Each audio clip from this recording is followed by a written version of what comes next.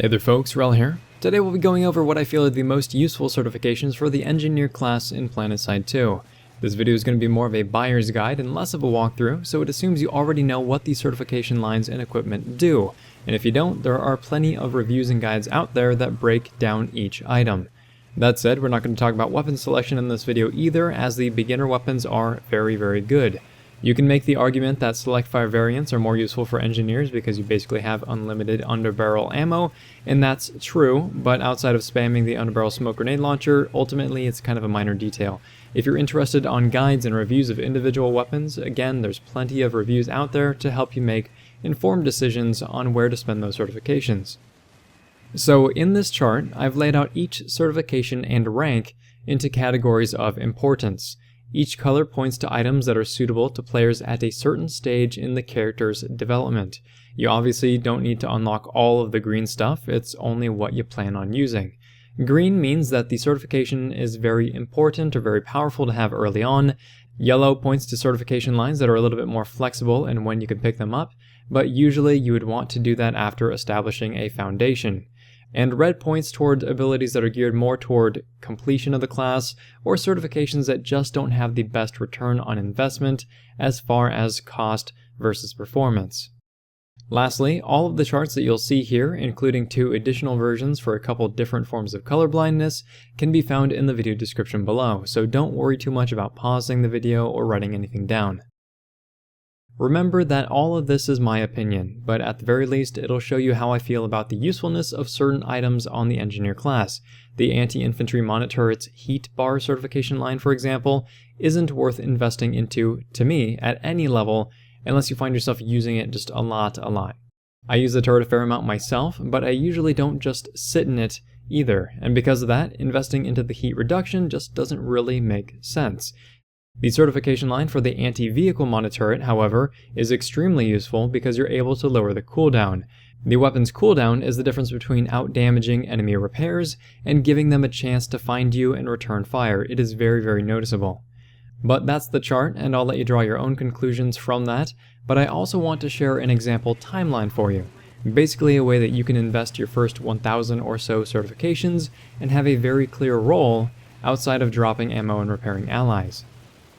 In this timeline, we're going to go for a flak armor support loadout with branches into the anti-vehicle department. There are many ways to build out your engineer, but I'm just sharing one, so be sure to keep that in mind as we go through this. That said, the first thing that we're going to grab is our 1x reflex for 5 certifications. It costs very little and it's a great way to bump up your combat effectiveness. I highly recommend unlocking your 1x reflex on each of the base weapons that you use. Next, we'll drop 10 certifications into our second rank of flak armor because that's important for our survivability when it comes to repairing vehicles and max units, because remember that since max units and vehicles themselves are targets for explosives, you are going to be receiving splash damage from just trying to keep them alive. Next, we'll drop 10 certifications on our next rank of repair tool, which is going to increase its repair speed and make it take longer to overheat. Then we're going to unlock our first medical kit for 50 certifications, and this is kind of a pricey jump, but we really want something in our utility slot early on, and this is a universal unlock, meaning that it'll transfer to all of our classes. Honestly, the restoration kit is only 30 certifications, and it's also a fine choice as long as you're playing a support role. But as you become more adept at the game, you'll learn how to make use of the medkits and vulnerability frames, and they'll end up being your go-to for the vast majority of situations.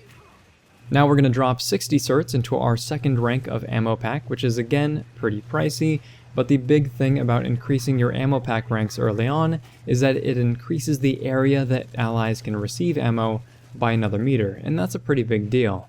You're going to gain more experience from handing out ammo packs than you will from repairing, because players usually need ammo, but they don't always need repairs. Next, we're going to go back into our flak armor, bumping up to rank 3, which is a 30% reduction to explosive damage, and this is a pretty solid upgrade for the price. Then we get to come back and pick up the next 2 ranks of repair tool for 30 and 50 certifications respectively, and this is about where we just want to hover for a while, unless you're really into the vehicle game, or if you find yourself repairing turrets and generators non-stop. Going beyond a rank 4 repair tool won't make sense this early into the process. That said, now that we've unlocked some of the groundwork for the class, we can really start digging into the more fun stuff. So first let's unlock our Sticky Grenade for 100 certifications. The Sticky Grenade, in my opinion, is a flat upgrade over the standard frag from a functional perspective. The amount of control you get is just insane, and landing a stick on a target is basically free experience. Now we're going to unlock both ranks of anti-tank mines for 100 and 200 certifications apiece, and this is really pricey again, but now we're able to swap out our medical kit for anti-tank mines whenever we feel like the situation calls for it. Rank 1 lets you carry 2 anti-tank mines, which will destroy most vehicles if they hit both of them, but rank 2 lets you carry 3, which will let you spread them out a little bit more and still pull in some experience. Having this option available to you is kind of a big deal when it comes to destroying enemy Sunderers, or when you know that a vehicle Zerg will be rolling into your base. Now we're going to double back and build out our ammo pack a little bit more for 100 and 150 certifications, and lastly we're going to go and grab our second rank of medical kit because why not, and that's 100 certifications. Remember that anti-tank mines are situational, and having a couple of medical kits available to all of your classes is kind of a big deal. It's also worth noting that a lot of these unlocks can be swapped around in the timeline, depending on how much you understand the game and how long you can go without unlocking something fun. I've basically organized things in terms of survivability and certification gain from the perspective of somebody playing support, but the experience from anti-vehicle mines will never come if you don't know how to use them. So in that case, it might just be worth working on your repair tool or your ammo pack more instead. If you have a more aggressive playstyle, or if you find yourself without medics a lot of times, then it might be a good idea to instead focus on your medical kit early on.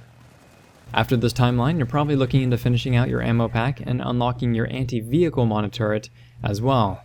Ammo packs start to pull loads of experience at max rank because you can keep 2 on the field at the same time. There is an experience cap if you earn too much too quickly, but it goes away after about a minute or so, and it starts giving you experience again. The anti-vehicle monoturret is hugely important as it gives you a solid and infinite way to demolish enemy vehicles at range, and it can also be used to one-shot enemy infantry as well. However, it is 1,000 certifications, which is a huge investment, so you'd really want to be sure that you're in love with the engineer class before dumping certifications that early into your character's career. If this video has been interesting, helpful, or entertaining, please feel free to like, subscribe, tell your friends about the channel, and if you have any recommendations you can offer to new engineers, or if you find this guide useful in some capacity, please let me know in the comments section down below. Thanks very much, folks. Wrel signing off.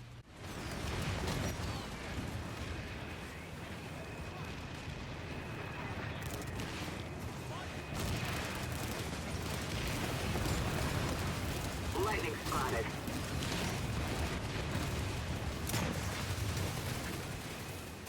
Yo, medic, res me. Here, take some ammunition.